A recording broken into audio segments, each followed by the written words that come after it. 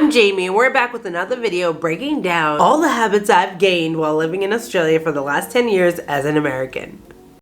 Honestly, sometimes I don't even recognize myself. One thing I do now that I've talked about in a previous video that I actually love is that I have regular bakery visits. To be honest, I feel like I've filmed this kind of video before, but I can't find it anywhere, so I don't know. It might be somewhere. I might already post it. I can't find it. I don't know. Regular bakery visits are like one of the ways that I feel like I romanticize my life, and it's just so fun. The older I get, the more I appreciate a good loaf of bread.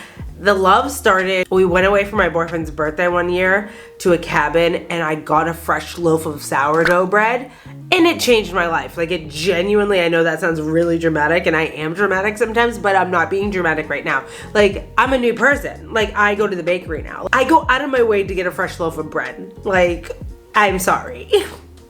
First of all, who's got the budget for that? I don't know, but I make it happen. I love a fresh loaf of bread. And I don't know if it's because I grew up in a household where my parents didn't have much, so we were getting the cheapest bread off the shelves that could feed 4 kids. You know what I'm saying? The older I get, like, it's those little luxuries that I'm like, oh my God, a fresh loaf of like sourdough, like delicious. I love like a seeded multigrain kind of bread too. Whew. Right now I'm obsessed with the high protein bread from Baker's Delight, but there's also a bakery near me and their sourdough is so good. Going to the bakery in the US, even though I used to work at one, it's just not really a thing. It's just not, it wasn't a thing for me. And I do always disclaimer, well, I don't know if I always do, but I probably should, that I moved here when I was 25. So most of my life lived in the US. I was not an adult. You know what I mean? So I wasn't worrying about getting a fresh loaf of like organic sourdough bread. You know what I mean? Like I had very different priorities at that point, which was just like going to concerts and hanging out with my friends. And I did work a lot. I worked a few jobs. When I wasn't working, I was going to concerts or I was hanging out with my friends. Like I wasn't worrying about like trying new slow cooker recipes and getting organic sourdough bread and like going on a cabin getaway. Like that was not my life. Some people might watch my videos and say like, oh, well, I do that in the States, so it's not just like an Australian thing. And that might be the case, but just keep in mind, like I moved here when I was 25. Like I was mid-20s, okay? I feel like I was still such a baby. It's been over a decade now. I am a 30-year-old now. So obviously my priorities have changed. So some of this stuff might have still happened if I was living in the US, but anyway, let's continue. This one I definitely feel like is Australian. I don't know. I make Sunday roasts now. And I do feel like it is Australian because I make like Sunday lamb. I never ate lamb before I came to Australia. And so like that is the Australian part of it. Like my dad loved doing like a Sunday roast. My grandmother on my dad's side was very big on like Sunday dinners and stuff as a family. And I never met her, but I know it was something that my dad really liked to try to bring into our household. So yeah, he loves cooking. So he was always like making sure that we had like a nice Sunday meal. And I feel like it's part of that, like that Sunday meal, but also the Australian culture, like a Sunday roast, a Sunday lamb roast is very popular. It's like a thing. Meat and 3 veg, you know what I mean? It's like a typical Australian Sunday roast. I definitely have picked that up. I go through phases. Right now I'm in the phase of like, I've been doing it pretty regularly, but I go through phases with it. Like I'll do like 3 months where I'm just Sunday roast, Sunday roast, Sunday roast. But I also go through phases where I just keep it really easy and flexible. So you actually like sit down at the dinner table and enjoy it versus like most nights we're just on the couch chilling, eating. So I do like that little aspect that when it's like, we know when we're doing like a roast, plus it's easier to eat a roast when you're sitting down at the table with a fork and knife, you know what I mean? Like it's so hard to try and eat that on the couch. Like, come on, don't be a savage. And I love lamb. Like I didn't know I loved lamb until I moved to Australia, obviously, but I love lamb. I eat it so much more now. I probably eat lamb just as much as I eat beef. And it's just everywhere. Like it's so accessible. Maybe it's easy to get in the US as well. I just obviously was never looking for it. In the US, I ate a lot of turkey Here, I don't eat turkey at all. I don't like the taste of it. Like, I don't know. Australian turkeys, first of all, don't look like American turkeys. They're like way smaller and skinnier. And American turkeys are like big and round. Like, I don't know. The first time I saw a turkey here, I just was like, what is that? The only reason I remotely like was like, is that a turkey? Was because it had the gobble gobble thing. Like the, you know. It had that, and I was in Noosa, and I was like, what is that? It just came out of the bush. But this is the thing as well, like, Noosa is up near the beach. It's like a beach destination, okay? Like, people travel all over the country to go to Noosa to have their best beach, like, resort life. You know what I mean? And there's just turkey straight up jumping out of the bushes, like, what? Never would I see a turkey on the beach in America or near Boston. You have to go out in the bush, you have to be in the woods. Like, there are turkeys near my house back in Boston, like my parents' house. I've gotten chased by a turkey because I got a little too close to the babies, but I didn't know what it was, okay? Let me tell you. Me and my mom were going for a walk, and I saw something. I was like, oh, what was that? And like, in the past, like when I was 5, we saw kittens around here, and I wanted to take them all home, and my mom didn't let me, and I never let her live it down. And she's like, oh my God, you're in your 30s. How do you still even remember that? I cried the whole way home. I thought we were having a recreation of that day, so I was like fully prepared to find a kitten to bring home, and I was like, Mom, I'm an adult. You can't tell me no now. But it wasn't. It was a baby turkey, and I was like, oh, what's that little bird? I couldn't see it fully because it was in the bush, and I was like, what the heck? And next thing you know, Mama's coming rushing out. Not my mom, turkey mom. Come rushing out, charging me and my mom. We run. That was probably my most recent experience with the turkey. That was a long time ago now. But the turkeys are so different. So I feel like they taste different. Well, I know they taste different. Yeah, I would assume that's why. Because they're like different species of turkeys. Like, I don't know. I'm just not used to the turkey here. I was big on buying like minced turkey or ground turkey for like my meal prep, and that was like one of my favorite things. Like, I ate more turkey than chicken in the US, and I tried to eat turkey here, and like the mince was like dark meat. It looked like dark meat. US turkey does have dark meat, but it also has the light meat, and the ground turkey is light meat. And so it's dark and it's like gamey. It's like, I don't like it. I didn't like it. And you know, that was a long time ago. That was like literally when I first moved here. Didn't like it. Even the turkey from the deli, they only have one option at the deli of turkey, and it just doesn't hit like the US turkey. I don't know. So I stopped eating turkey is another one that wasn't on the list, but now it's on the list. I've stopped eating turkey since I moved here. So eating lamb was one of the things on the list as well, which we just kind of covered. That was like a 2-for-1 bonus. You're welcome.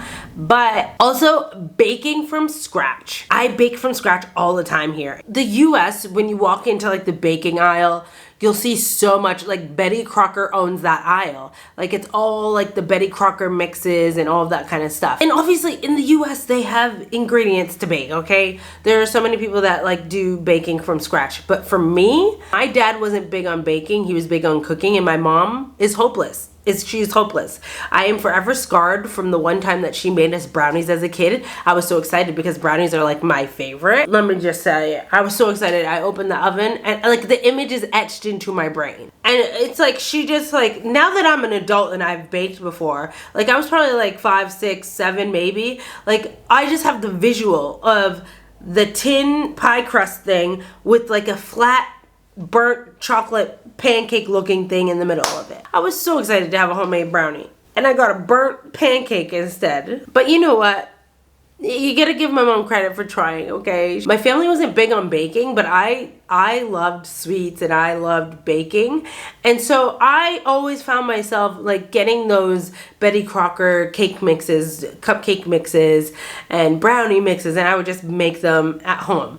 But it was like plug and play. It was just like, just add water or like add a couple of eggs in some oil and mix it all together. Like, making something from scratch wasn't even like in my consciousness.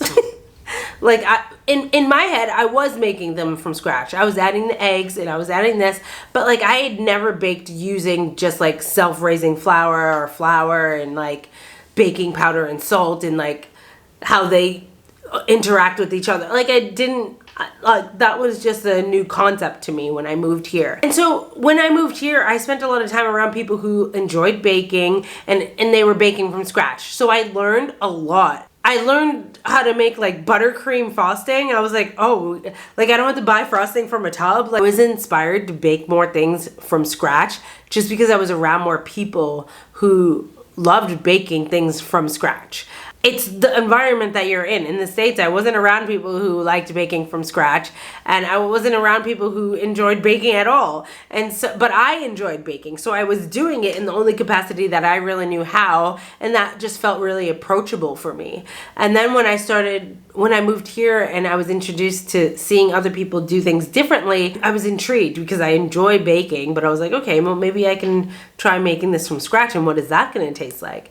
And obviously it tastes amazing. Like in the last couple of years, I taught myself how to make cinnamon rolls, and it's just like a game changer. Growing up, my dad always made cinnamon rolls, but it was like the Pillsbury Doughboy can, and those are amazing. Those are my childhood. I'm not saying there's anything wrong with them, but when you learn how to make them from scratch and like when you get to taste the results of your work, ooh, I'm telling you, it just hits different, okay? So yeah, I did that over Christmas. I have a whole video of me baking in my kitchen, making some cinnamon rolls, and they look delicious. So yeah, now I really enjoy making things from scratch, not just baked goods. I love like trying new recipes. I'm currently in a season of challenging myself to try a new recipe every single month of the year of 2024. So we're going strong. I also have gotten really good at reading the temperature in Celsius and like knowing what that means. When I first moved here and like for the first like half of my time here, I would see like 21 degrees Celsius and just not really know what that meant. Like I would have to convert it into Fahrenheit, and then my brain would be like, ooh, I'm probably gonna need a light jacket. Like it was like a whole conversion thing that had to go on. But now like I can read Celsius just as well as I can read Fahrenheit, and that I never thought that day would come. I know that sounds ridiculous, but I never thought that day would come because it was just like now on my phone, I had my phone in Fahrenheit for so long, and the day I changed it to Celsius was like such a big deal for me. I was like, check me out, okay, I don't need conversion anymore. So yeah, now I'm a Celsius girly. Speaking of the weather, it is going to be 31 degrees today, which is like around 90 degrees Fahrenheit or something. I didn't say I was good at converting them, I just know roughly what they are, okay? Like I know what they mean in my head. Like I know what I need to wear. When I say I don't need the conversion, it's because like I just know what it means. You know what I mean? I don't have to convert it. But if you were to ask me what's 31 in Fahrenheit, I don't know, but you're probably gonna want to be near the beach. And then if someone said like, what's 92 in Celsius? I don't know, but you're probably gonna want to be near a beach. You know what I mean? Like I know what they both mean, but don't ask me to do math. Don't ask me to get someone else to do it, because I ain't the girl, okay? So yeah, that's one that I'm actually really proud of. I mean, I'm proud of baking from scratch as well. I feel like when you move to another country, it really, and this just might be me, it allows you to appreciate things differently. I feel like there's things that I wouldn't have appreciated in the States that I appreciate here. My perspective and my mindset towards things, like teaching myself things and that personal growth journey. I don't know. I think like when you move to another country and you're not plugged into everything that you've ever known and all your friends and family that you grew up with, it can put you down this path of like self-reflection and challenging yourself and trying new things. Like you naturally are putting yourself in an environment that encourages you to try new things, to immerse yourself in different cultures. And so I feel like I've become more open to challenge myself, try new things, get out of my comfort zone, because it just comes with the journey of moving to another country, so that I feel like I'm more open to it. I don't know if that makes sense. Does that make sense? It makes sense in my head. And again, this one's probably because of my age, But bringing my own alcohol to restaurants, like I've never done that in the States, and I don't even know if you can. I don't even know if there's restaurants in the States that are BYO. But here, like BYO is like, it's a thing, especially at a lot of like Asian restaurants. You go to a Thai place, you go to an Indian place, and like BYO, you can bring your own bottle of wine, your bottle of champagne. And then there's a dumpling place in the city. Like you can bring whatever alcohol you want apparently, because I saw these guys brought a slab of like Canadian clubs, had a slab on the table while they were eating dumplings, and it was the best thing ever. Like this dumpling place in the city is so good, so cheap. The service, amazing. It's like you walk through the door and they're already like, yep, table here. You order your drink and everything's done on the app. I usually don't like that we have to order everything through the apps now and like do the QR codes to order off the menu and all that. I'm not about it. But this place, they have got it down because it doesn't take 10 years for the drink to come out. You know what I mean? I've gone to so many places where it's like you put the order through and then they're over there having a conversation and they haven't seen that it's coming through, because I feel like here at least, I feel like the quality of service has gone down because they're like, I don't have to do anything because people just order through the app, so they don't need my attention. I feel like some people just have slacked off because of that. But yeah, there's a place in the city. They have not slacked off. They have slacked on, okay? Just so filling. It's so cheap.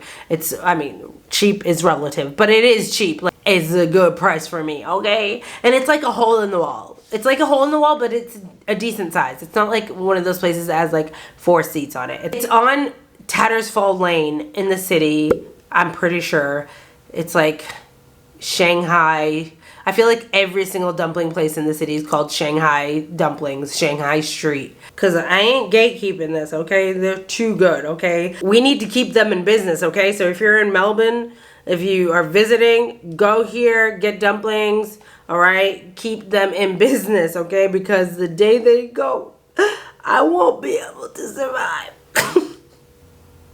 Go there. Go there. Like, I wouldn't be doing no first date here, okay? Because like even the seats are all busted up. They haven't even, the leather seats are all busted up. Like, don't bring someone here for a first date. But yeah, in the States, I would never bring my own alcohol. And I mean, like I said, I moved here when I was 25 and I didn't really start drinking until I was like 22. So the drinking age in the States is 21. The drinking age in Australia is 18.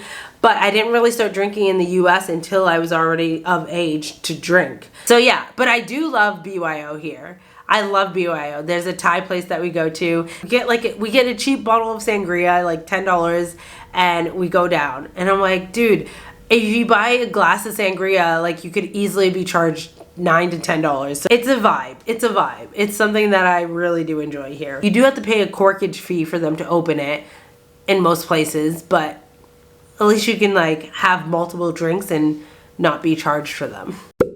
Do you do any of these, or have you picked up any new habits since moving somewhere new? I definitely can't be the only one in this, okay? With that, thank you so much for watching. Consider subscribing, and I hope to see you tuning in to another video soon. Bye!